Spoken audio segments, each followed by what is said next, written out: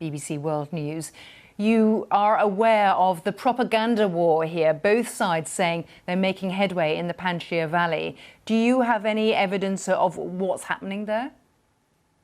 I think we do have to be very skeptical about the sort of hour-by-hour reports that the sides put out. Those are trying to demoralize the other side.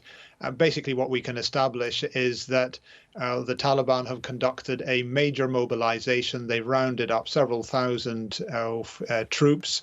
I can confirm that they have deployed some of those armed forces in four directions, basically east, south, north, and west of the Panjshir Valley.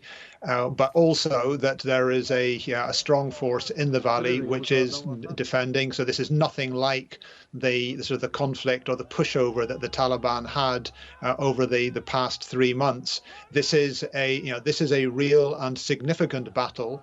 But I think that we should also note the significance, which is that this really belies much of what the Taliban told us in the run-up to the US withdrawal. They told us that we assert the right to fight as long as the foreign troops are here, but after the foreign troops have left, we Afghans will be able to sort things out amongst ourselves through talks. There'll be no further fighting, and we know this week the Taliban have decided that not to hold themselves to that, but instead to resort to arms to try and snuff out the remaining opposition. So, Michael Semple, do you think it is feasible in any way to think about the Taliban sharing power if they are facing entrenched resistance, or is that just not in their nature? Well, it's more the other way round. If the Taliban are not facing resistance, if they actually control the whole of the country by force, why would they want to share power? Because they've had an opportunity during the talks of the past 3 years to reach a negotiated settlement which would have allowed for a broad-based government. They opted instead to pursue a military strategy. They tried to clear the board. It turns out that even with the US out of Afghanistan, still the Taliban do not militarily control the whole of the territory. Although at the moment the fighting we're talking about is in Panjshir, indeed, a small area.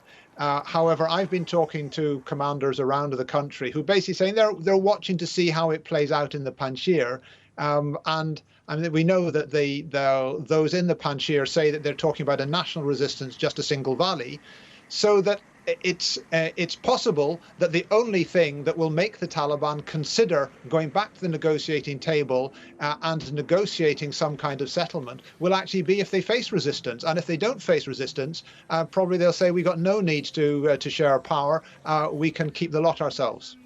Let's look now then at what the international community does vis-à-vis the Taliban. I mean, we've been reporting just in the last few minutes, some countries are recognising the Taliban, being very pragmatic. Others are saying we will not recognise the Taliban after this coup as a legitimate government in Afghanistan. What do you think is the most feasible strategy, thinking of the humanitarian future of the people of Afghanistan?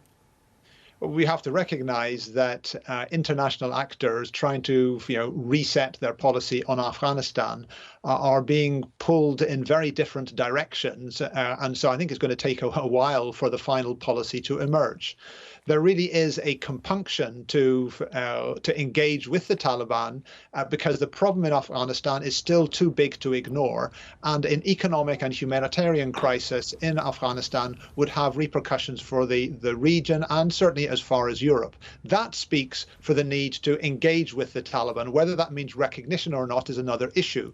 Also, of course, some of the regional powers, so thinking of Pakistan, possibly even Russia, quite happy to sort of be seen to sort of like get ahead of the Western countries, perhaps get closer to or even recognize the Taliban quite quickly, and then there's a sort of tussle for influence in Afghanistan. But on the other hand, if this is not the end state, if it actually turns out that the hold of the Taliban is rather tenuous, and we can look at the completely chaotic process of so-called government formation, that, I mean, even members of the Taliban movement don't know what's happening. The supreme leader still hasn't appeared or even given a statement 3 weeks after the victory. So it's a pretty chaotic government who have not yet proven quite how strong their hold is. And so if there is more, if there is more to come, and if a broad-based government reached through political settlement actually is the final state, then that actually tells the country to be rather careful in how they deal with the Taliban and not to recognize them as the government. So I think that these are things which policymakers will be tussling over, and essentially they'll be looking for some kind of a compromise, some kind of a multi-track approach which allows them to work with other political forces in Afghanistan and engage with the Taliban, and perhaps keep the issue of formal recognition to be dealt with later on. Professor Michael Semple, thank you for painting the bigger picture there for us on many fronts. Thank you. And do stay with us here on BBC World News. Still to come, ahead of top talks in the UK about the impact of climate change on the world's most vulnerable countries, I'll be talking live to the Foreign Minister of Bangladesh about measures he believes need to be taken now.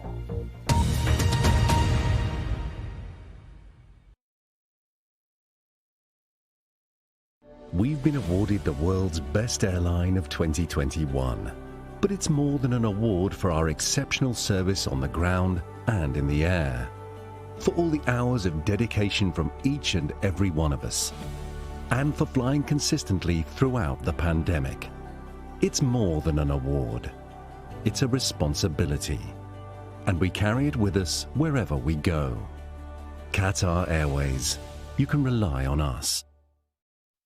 As more people arrive on European shores, the continent continues to grapple with migration. 6 years since the height of Europe's migrant crisis, they are still coming.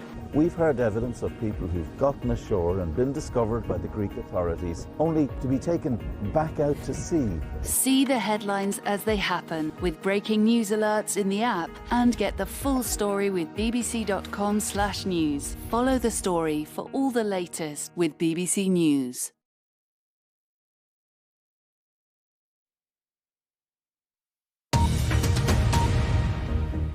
You're watching BBC World News, our main story. The European Union and Britain have said they won't recognise the Taliban as the new government of Afghanistan. The US President Joe Biden claims the destruction caused by Hurricane Ida and its aftermath proves that the climate crisis is here with us. Ida had been downgraded to a storm, but flash flooding in the northeast of the US is known to have killed at least 45 people. In New York, people drowned while trapped in basement apartments and cars, as Simon Jones reports. The destruction, in the words of the US President Joe Biden, is everywhere. It's a matter of life and death, and we're all in this together, he said. Emergencies have been declared in New Jersey and in New York. Dramatic rescues for people stuck in their cars. The governor said the heavens opening had brought Niagara Falls levels of water to the city. Hundreds of people were stranded on subway trains. Up above, the streets were quickly flooded. At some points, we were experiencing 3 to 4 inches of rain in 1 hour, causing all the flooding, and people get trapped in their cars. More of an issue was people getting trapped in their basements where they live, and that's how a lot of people died as well.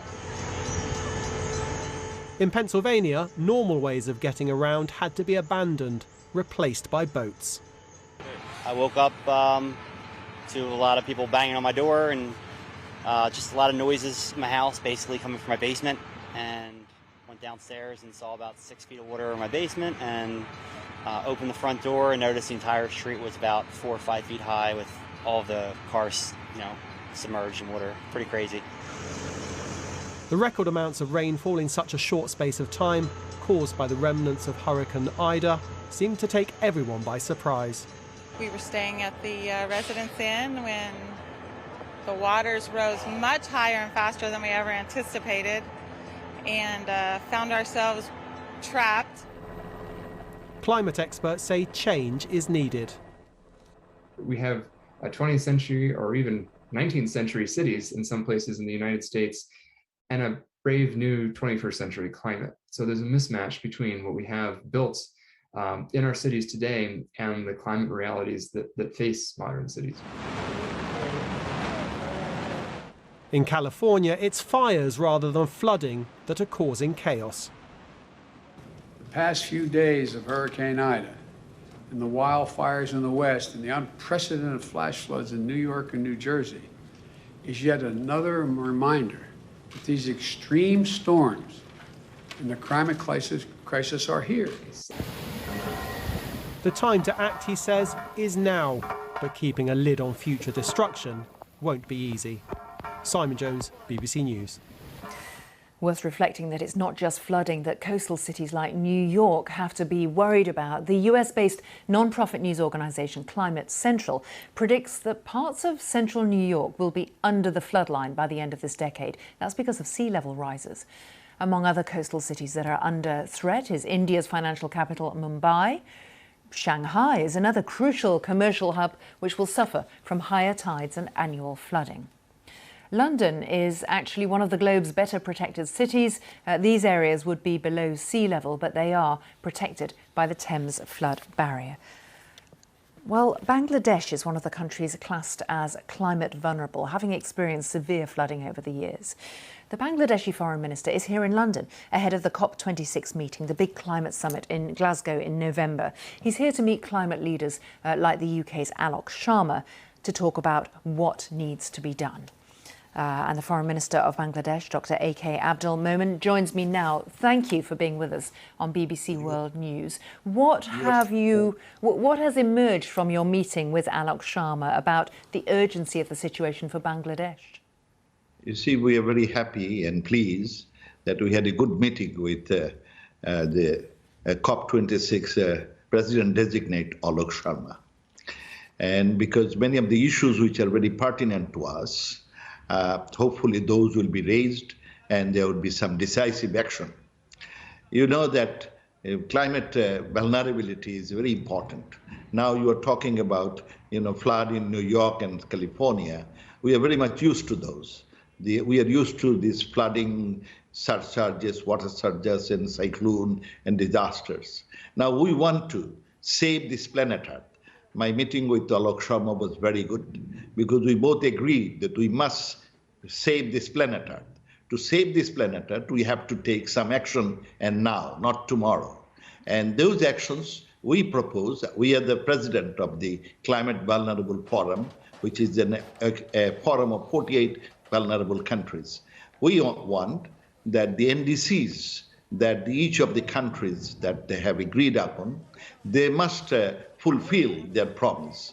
Their NDC should be aggressive so that the global temperature must not exceed 1.5 degrees centigrade. Number two, we want that what in Paris Agreement, they agreed to provide $100 billion a year for the climate fund, and that should come true. And third, we want that it is also in the table, there should be loss and damage for the climate vulnerability. And the fourth that we want to have eco-friendly, global, friendly countries.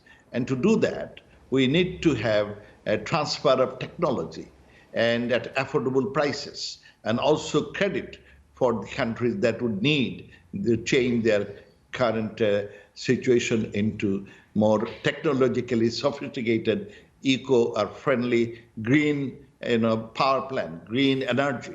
And there we want the developed countries should come forward. Even the business sector should come forward.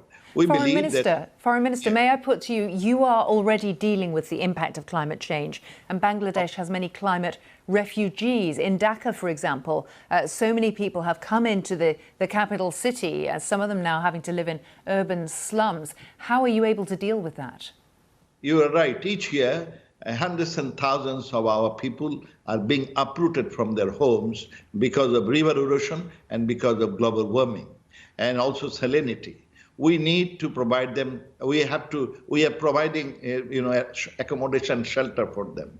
These people lose their traditional job and their home, and therefore we are trying to rehabilitate them. Here, this happened not because of our fault. It happened because of the misuse and abuse of global resources. And finally, I'm sorry to cut in on you, Foreign Minister. We just have a minute left, and I wanted to put to you that this is also an issue for the Rohingya refugees in areas like Cox's Bazar, fire, floods. That is another issue where climate change is so relevant. Yeah, so we want others to, the developed partners should help rehabilitate us, these people, these deplorable people. And just to say that we are concluding the programme, but understood that Bangladesh speaks for many climate vulnerable countries, and we will no doubt be speaking to you again in the run-up to the important COP26 summit in November. Thank you for giving us your time. Thank you very much. And there's much more on the BBC website about the challenges of climate change and climate action that is needed. Do stay with us.